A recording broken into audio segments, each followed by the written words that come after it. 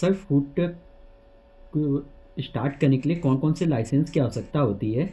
जी जी। और आप सर बहुत दिनों से इस फील्ड में हैं, तो इस फील्ड के लिए और भी कुछ जो जो ऑन व्हील के लिए जो जो परेशानियां आती हैं, दिक्कतें आती हैं, उसको भी सर बताएं। जी जी, नमस्कार। देखिए, फूड ट्रक रेस्टोरेंट अगर आपको किसी तरह का स्टार्ट करना है तो सबसे बेहतर काम है आप ऑन व्हील पे जाएं। ऑन व्हील आप फूड ट्रक भी ले सकते हैं, क्यूएस भी ले सकते हैं, जो टो करके आप इधर से उधर लेके जा सकते हैं। तो सबसे पहले इसमें एक लाइसेंस की ज़रूरत पड़ती है, उसका नाम FSSAI, मतलब food safety and standard authority of India. ये लाइसेंस जो है खाद्यान्न जो है सुरक्षा के दृष्टि से ये लाइसेंस लेना पड़ता है। इसको लेने के लिए 100 रुपये का एक फॉर्म होता है, 50 रुपया उसको भरने के लिए लोग लेते हैं। ऑनलाइन कोई भी ये लाइसेंस ले सकता है। तो कुल मिला के 150 रुपये का ये लाइसेंस होता है। और हमारे भारत में सबसे अच्छी बात यह है कि फूड ट्रक का जो लाइसेंस होता है वो अभी भी एक हॉकर का लाइसेंस के कैटेगरी में फूड ट्रक को देखा गया है। तो हॉकर के लाइसेंस के तर्ज पे आपको लाइसेंस लेना पड़ता है। जी। और सर और कोई लाइसेंस की आवश्यकता पड़ती है? हाँ, लाइसेंस जैसे कि मान लीजिए आपने बहुत सारे अच्छे ब्रांड के आपने फूड ट्रक बना लिया। आप एक किसी ब्रांड को अगर प्रमोशन करना चाहते हैं तो उसका एक ट्रेड लाइसेंस भी ले लें, जो 5 से 45 सौ रुपये का उसका चार्ज गवर्नमेंट ऑफ इंडिया को पे करना पड़ता है।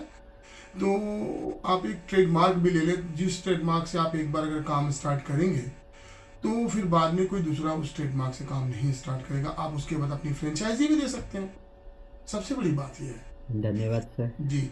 और एक चीज़ का और ख्याल रखना पड़ता है फूड ट्रक के लिए। मैं आपको बता आप आए हैं तो मैं आपको बता देना चाहता हूँ कि ज़्यादातर फूड ट्रक के लिए एक चीज़ का ध्यान ये रखना पड़ता है कि इसमें जो सिलेंडर कभी भी यूज़ करें तो कॉमर्शियल सिलेंडर को यूज़ करें।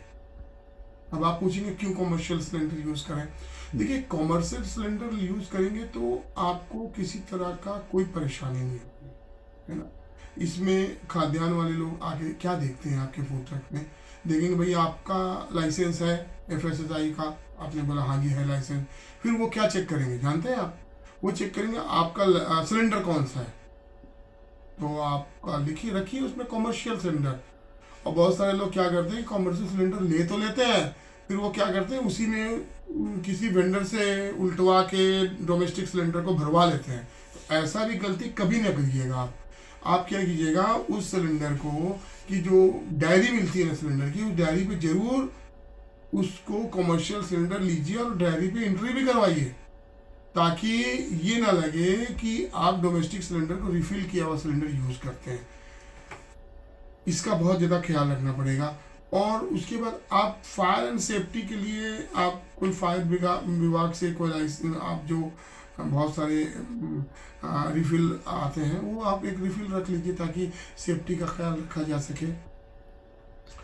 और ऐसा स्थानीय नगर निगम की अगर जगह है आपकी, तो नगर निगम की जगह है तो उससे आपको एक जगह का जो पैसा लेते हैं नॉमिनल वो ले सकते हैं। अगर किसी की प्राइवेट प्रॉपर्टी है तो कोई उसमें लाइसेंस की ज़रूरत नहीं पड़ती है, नगर निगम से NOC वगैरह का कोई ऐसी ज़रूरत नहीं पड़ती है। और अगर आपका GST, अगर आपका 20 लाख से अधिक का अगर सेल है साल में, तो आपको उसका GST रिटर्न आपको भरना पड़ेगा।